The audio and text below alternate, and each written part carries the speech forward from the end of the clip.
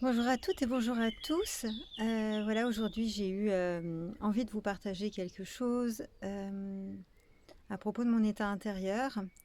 Pas du tout pour obtenir des conseils. Merci beaucoup de ne pas me donner de conseils suite à ça. Pas non plus pour me faire plaindre, évidemment, mais plus dans un esprit de partage pour voir si cette façon de fonctionner peut résonner pour vous.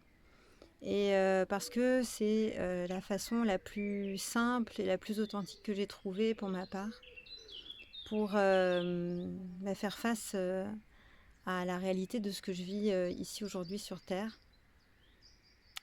Voilà, donc je m'appelle Perrine Lochu, je suis praticienne de différentes approches en bien-être, différentes approches énergétiques, de l'hygiène de vie naturopathique et aussi du massage bien-être. Je m'occupe essentiellement des personnes qui ont de la fatigue chronique, c'est-à-dire qu'il y a une énorme quantité de choses qui sont comprises à l'intérieur de cet intitulé de fatigue chronique. Et bien tout ça parce qu'évidemment, j'ai eu moi aussi affaire à cette expérience de fatigue chronique. Et on va dire que par moments, j'en suis sortie, et puis par moments, à nouveau, je ressens la difficulté. Et donc toujours la question en moi, que ce soit pour les personnes que j'accompagne ou pour moi-même, c'est quelle est la cause en fait de la fatigue. En ce moment, la cause qui me paraît vraiment forte en ce qui me concerne, qui me paraît, j'allais dire, difficile à résoudre, vient tout simplement, j'allais dire, de la racine de ma vie, voilà, de ma conception, de ma venue au monde. Voilà, c'est pas un secret dans ma famille aujourd'hui que j'étais pas une enfant désirée. J'ai été néanmoins une enfant accueillie et aimée. Pour autant, le fait de ne pas avoir été désirée au moment de la conception non plus, en fait, il y avait comme une espèce de, de, de non-conscience, en fait, que j'étais en train d'être conçue. Et puis au moment où la grossesse a été révélée, il y a eu quelque chose de pas forcément très bien accueilli à ce moment-là. Et pour l'enfant, enfin pour le futur enfant que j'étais, mais pour l'être en moi, l'âme en moi, il y a eu à ce moment-là une blessure forte au niveau de l'amour. Et on est nombreux sur Terre à vivre cette expérience, en fait. Il y a beaucoup d'enfants qui sont accueillis alors qu'ils n'ont pas été désirés. Et c'est très bien, voilà, c'est très bien. S'il y avait que des enfants désirés sur Terre, peut-être qu'il y aurait beaucoup moins de monde. Et moi, je ne suis pas en train de dire qu'on est trop nombreux, hein, c'est pas mon propos. En tout cas, là, c'est pas le débat.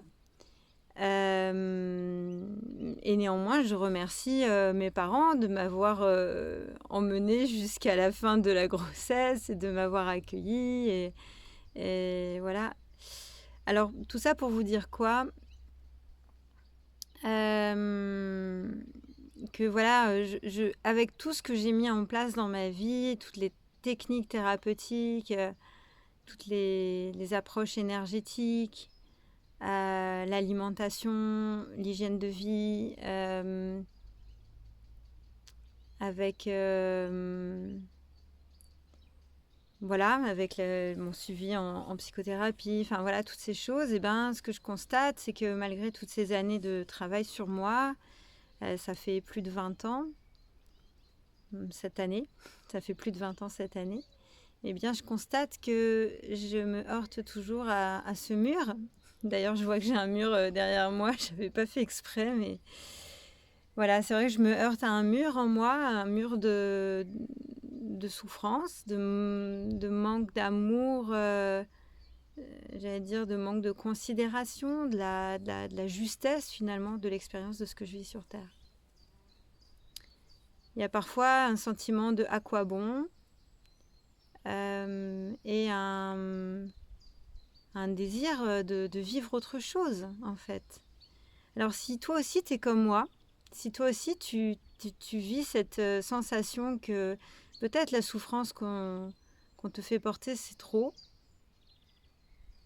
que peut-être tu peux pas encaisser à ce point, que peut-être ça fait trop longtemps, que peut-être, même si tu as du courage, il y a des jours, tu aimerais pouvoir baisser les bras, puis qu'en même temps tu sais que tu peux pas. Que non seulement tu n'en as pas vraiment le droit, mais qu'en plus tu n'en as pas vraiment l'envie. Qu'au fond de toi, tu sais qu'il y a autre chose de possible, de meilleur, mais qu'en même temps tu sais pas comment l'atteindre. Eh ben voilà, je t'invite à témoigner là dans les commentaires, à mettre un pouce et à t'abonner. Et puis pourquoi pas partager cette vidéo si ça te parle. Et donc maintenant, je vais vous expliquer un petit peu ce qui m'est venu tout à l'heure. Parce que depuis quelques jours, je vis un état de plus en plus de profondeur de souffrance. Alors ça n'a rien à voir, ça n'a pas de commune mesure avec des états dans lesquels j'ai pu être il y a une vingtaine d'années, mais pour autant, je vois que ces états-là de mal-être, j'aimerais bien les mettre derrière moi, quoi, complètement. Et donc voilà, ce que je voulais te partager, c'est que il y a un moment dans ma vie, j'ai rencontré une approche qui s'appelle spiritualité non duelle. Alors il y a plein d'approches possibles, et moi j'étais en lien avec une enseignante spirituelle qui s'appelle Hélène Naudy. Ceux qui la connaissent ne sont pas très nombreux, mais se reconnaîtront. Et Hélène était une enseignante de l'approche non duelle et d'une approche tantrique, c'est-à-dire qu'il y avait quand même une relation au corps. Je ne parle pas du tout du tantra où il y a de la sexualité dedans, hein. Je parle vraiment d'une voie de la connaissance de soi par l'expérience du corps, d'après ce que je comprends de ce que ça peut être, le tantra. Et en tout cas, là, c'est comme ça qu'on expérimentait.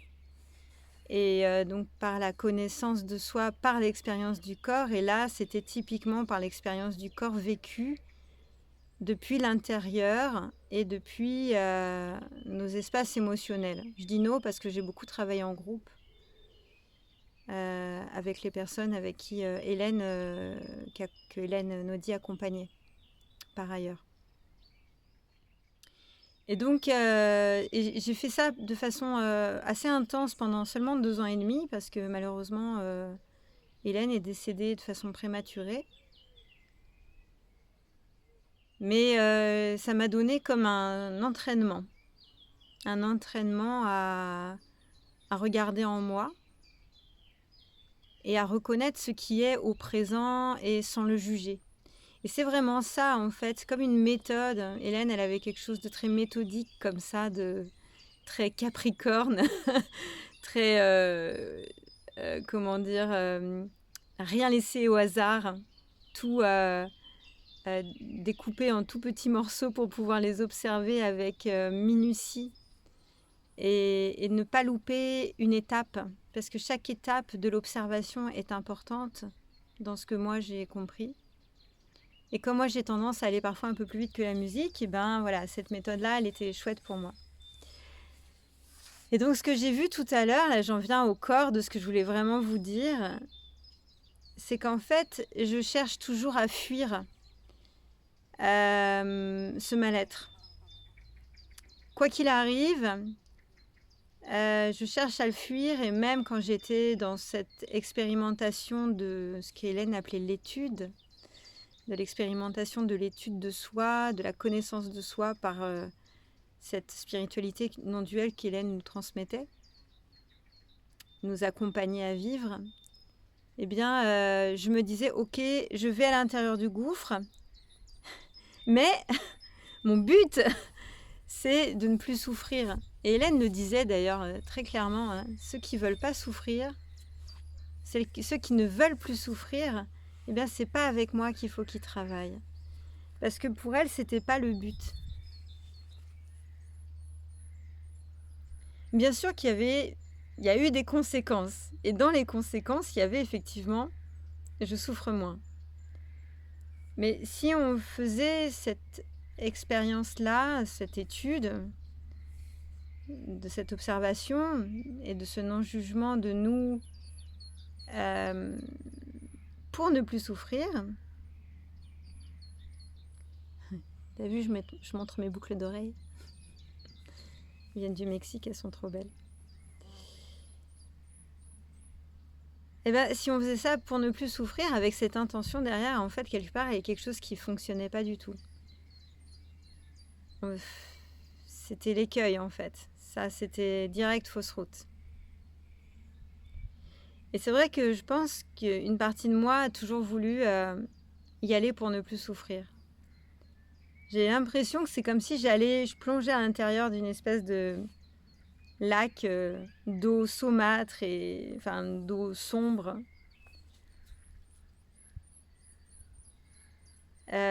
Pour essayer de déraciner un truc, déraciner l'origine du mal.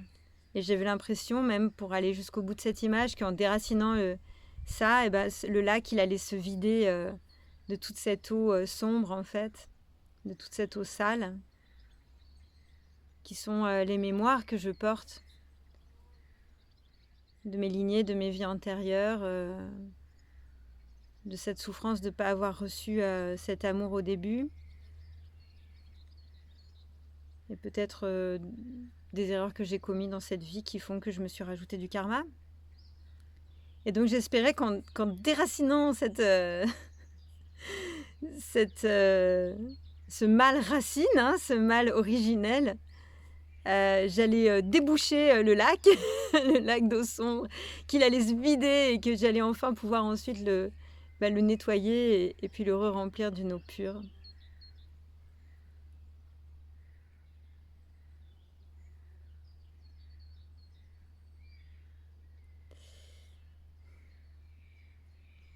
Alors je vois que ça marche pas comme ça.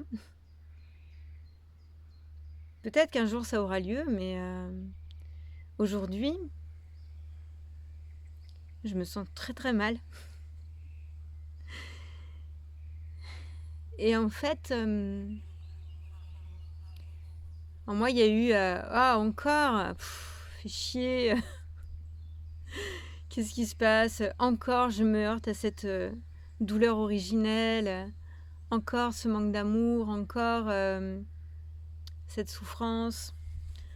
Encore, il faut que je me batte avec ce mur-là. Encore, il faut que j'accepte d'être venue sur Terre alors que je ne sais pas ce que je suis vraiment venue faire. Même si j'ai bien une idée, hein, mais ça reste, ça reste à prouver. Et puis là, je me suis rappelé Hélène. Et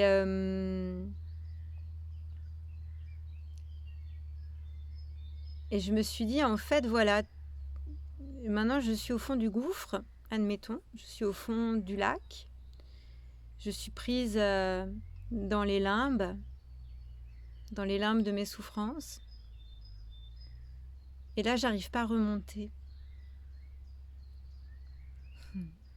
Ok, qu'est-ce que je fais?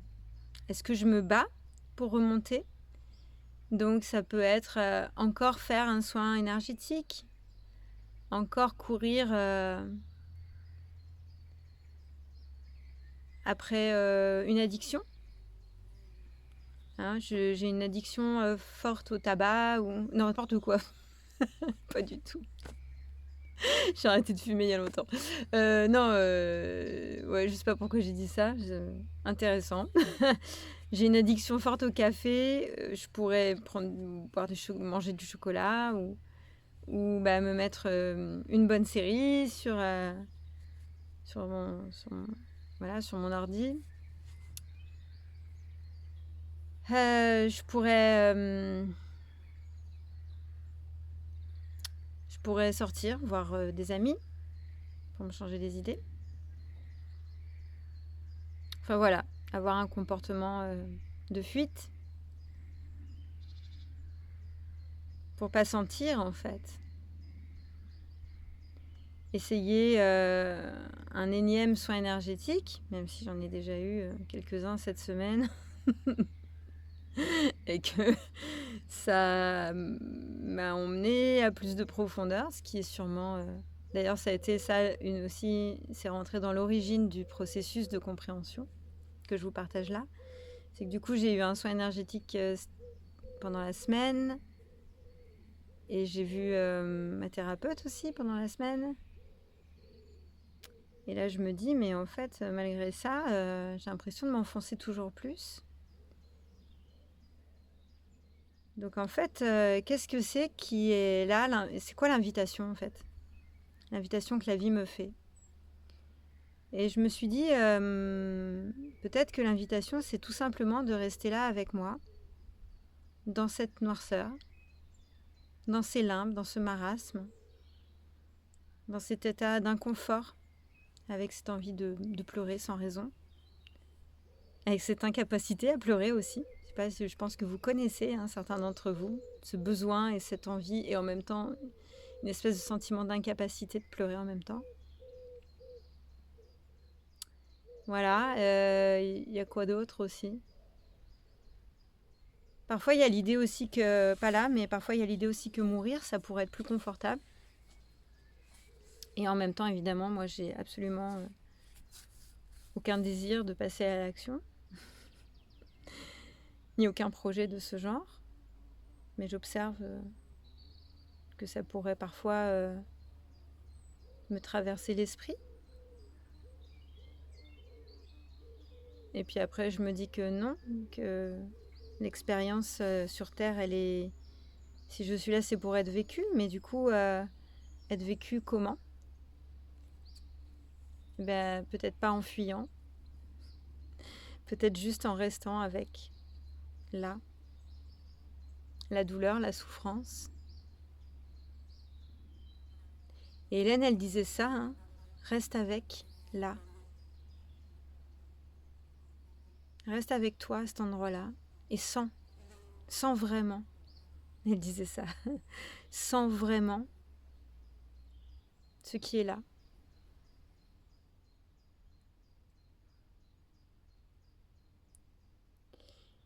Et finalement, je me rends compte que je suis toujours en train d'essayer de me battre contre cette situation, de vouloir y échapper. Et que peut-être ça partira jamais. Que peut-être ça partira jamais. Et que peut-être il faut l'accepter. Et que ça parte jamais. Que ce soit toujours là.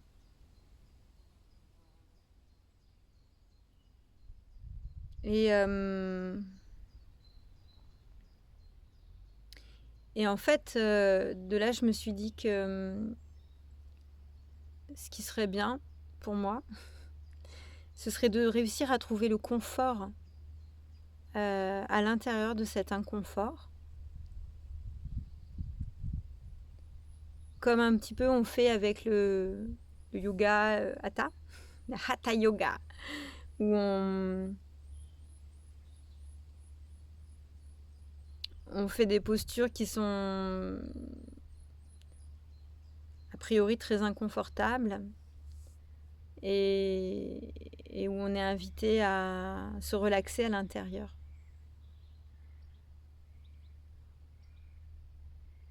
Donc c'est peut-être finalement mon yoga à moi là, de me mettre en relaxation à l'intérieur de cette sensation de mal-être. Pas pour dire que je valide de rester comme ça, mais pour dire que de toute façon, c'est ça qui est. C'est là la vérité en fait. Et c'est pas masochiste parce que je vais pas appuyer sur la douleur et je vais pas me faire mal exprès. Et puis masochiste après tout. Si c'était ça, ça pourrait être juste aussi d'observer et d'accepter. C'est ça, la non-dualité. Et voilà, peut-être que c'est ça aussi, je sais pas. Je sens que c'est pas forcément ça, parce qu'en moi, il y a vraiment besoin de fuir. Et justement, ne pas fuir, en fait. Justement, l'invitation là, que Hélène, Hélène et d'autres maîtres spirituels de la non-dualité m'inviteraient à faire, je pense, ce serait de rester avec ça. Et de respirer dedans, de le ressentir vraiment, de me laisser parcourir.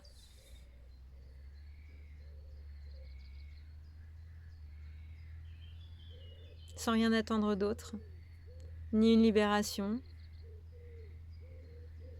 ni du confort.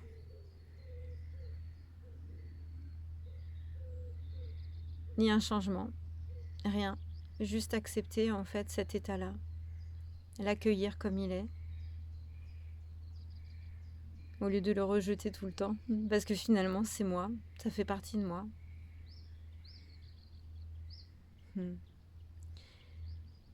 Voilà pour aujourd'hui. Si ça vous a touché, si ça vous a parlé, si ça résonne en vous, voilà. Et ben c'est cadeau. Et ça, c'est quelque chose qu'on peut appliquer finalement à tous les étages de nos émotions, à tous les étages de notre vie.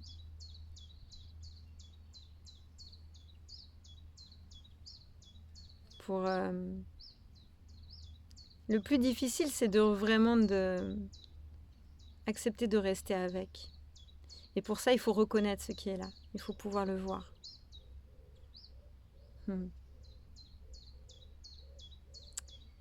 Voilà les amis.